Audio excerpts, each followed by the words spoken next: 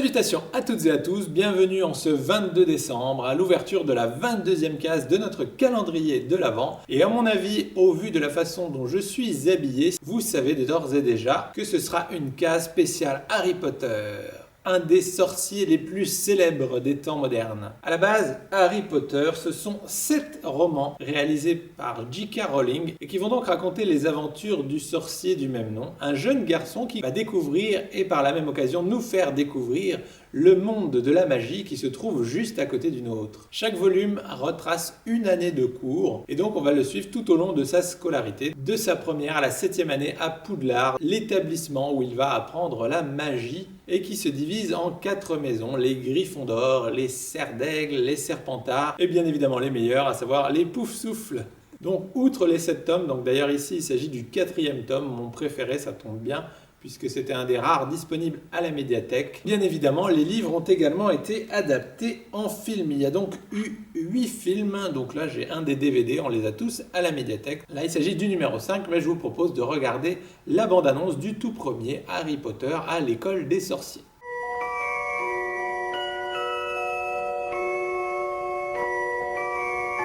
Tu n'as jamais provoqué de choses que tu ne pouvais pas expliquer. Tu es un sorcier, Harry. Je suis un quoi?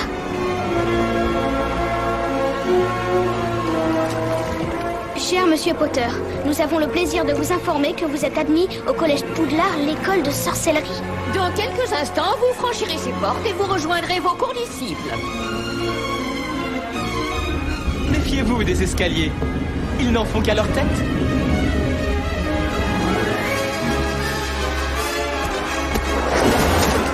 Bonjour les enfants et bienvenue à votre première leçon de vol.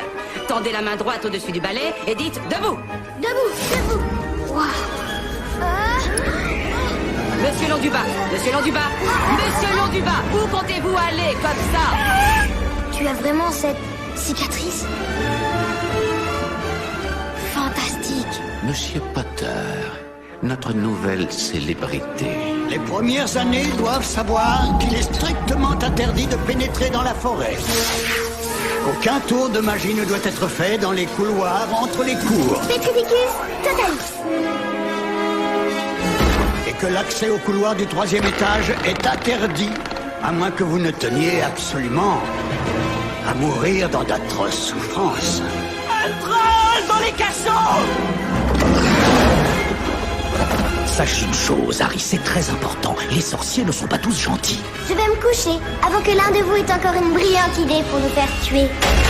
Ou pire, nous faire renvoyer. Elle aurait besoin de revoir l'ordre de ses priorités.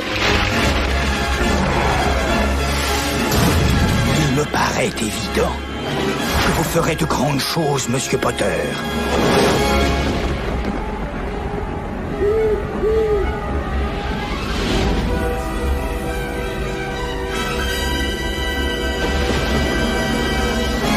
Ça donne envie de se mettre à la magie, non? Mais quoi qu'il en soit, J.K. Rowling, donc l'auteur derrière cette grande saga littéraire, continue à enrichir son monde des sorciers avec par exemple les animaux fantastiques qui se déroulent avant les événements de la saga Harry Potter, mais qui va nous permettre de découvrir de nouvelles créatures fantastiques et l'histoire de ce monde magique. Donc outre les films, les animaux fantastiques existent également en roman. Et histoire de terminer en beauté cette case réservée à Harry Potter, je vous propose de réaliser ensemble une version possible de la recette d'une boisson emblématique du monde des sorciers, j'ai nommé la bière au beurre. Donc là, bien évidemment, on va faire une version sans alcool, mais sachez qu'il en existe des dizaines et des dizaines de versions avec alcool, sans alcool, plus ou moins compliquées à faire. Donc là, je suis parti sur une recette avec des ingrédients qu'on peut facilement trouver par chez nous, ce qui n'est pas forcément toujours le cas selon les recettes. Donc hop, direction la cuisine.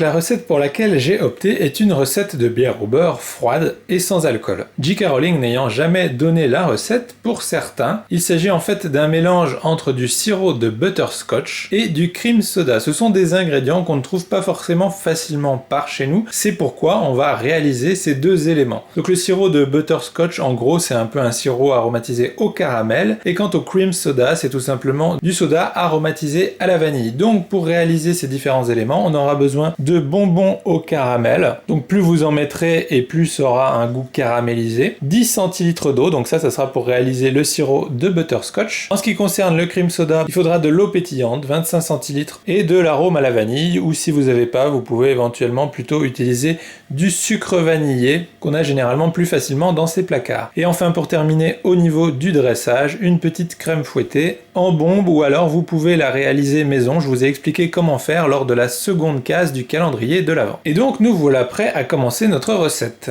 Donc voilà, pour commencer, on met les 10 centilitres d'eau dans la casserole, on rajoute les petits bonbons au caramel, donc vous en mettez autant que vous voulez, bien évidemment, plus il y en aura et plus ça sera sucré et ça aura le goût de caramel. Donc je pense qu'une bonne moyenne c'est 3 ou 4 bonbons, là j'en ai mis un petit peu plus pour que ça soit bien caramélisé. Alors par contre attention, vous partez pas faire autre chose, vous restez tout le temps à touiller les petits bonbons parce que sinon ils vont attacher au fond et puis ça va être raté. Donc là on touille continuellement jusqu'à ce que les bonbons aient entièrement fondu. Donc là voilà, après en gros 5 minutes de cuisson à feu moyen, l'ensemble des petits bonbons a fondu. On a donc notre sirop de butterscotch. On va aller placer au frais. Alors attention, même si l'odeur est très alléchante et haute, on ne boit surtout pas ce sirop maintenant parce qu'il n'y a rien de pire pour se brûler que du caramel chaud. Et on passe donc à la préparation de notre cream soda qui, je le rappelle, est en gros du soda à la vanille. Donc pour cela, 25 centilitres d'eau pétillante. Alors si vous pouvez, le mieux c'est de prendre une eau pétillante le plus neutre possible au niveau du goût. Et ensuite du coup avec l'arôme de vanille, on va rajouter quelques cuillerées à café. Donc ça après vous suivez les indications marquées sur la bouteille ou vous en rajoutez un petit peu éventuellement si vous avez vraiment envie que ça ait le goût de la vanille. Donc là moi j'en ai mis 2 cuillères à café. On va bien évidemment bien touiller. Donc n'hésitez pas à goûter pour voir si c'est suffisamment vanillé à votre goût. Sinon vous pouvez toujours rajouter des cuillères en plus ou alors du sucre vanillé. Auquel cas, attention aux bulles qui vont peut-être déborder un peu. Une fois que vous êtes satisfait donc du goût de vos préparations, on passe au dressage. Donc dans une chope, c'est toujours meilleur. Alors on commence par mettre donc le sirop de butterscotch au fond. Donc vous en mettez la quantité que vous voulez. Alors après, ça dépend si vous voulez quelque chose plutôt sucré ou non. Ensuite, vous rajoutez du coup votre cream soda. Bien évidemment, on touille bien l'ensemble pour que ça se mélange. Et donc pour terminer le dressage, on rajoute par-dessus la crème en bombe ou alors celle que vous aurez réalisée vous-même.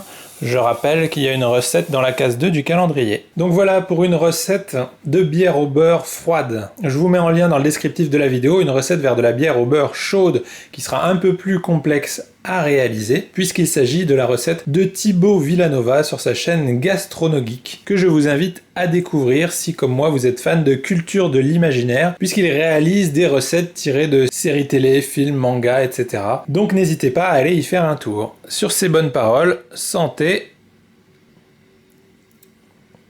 et bon appétit. Donc voilà, j'espère que cette petite recette vous aura plu, pourquoi pas vous aura donné envie de la reproduire chez vous. Si c'est le cas, n'hésitez pas à le signaler en commentaire ou sur Facebook pour dire si vous l'avez apprécié ou non. Santé, on vous souhaite à toutes et à tous une excellente journée et on vous dit à demain pour l'ouverture d'une nouvelle case. Salut!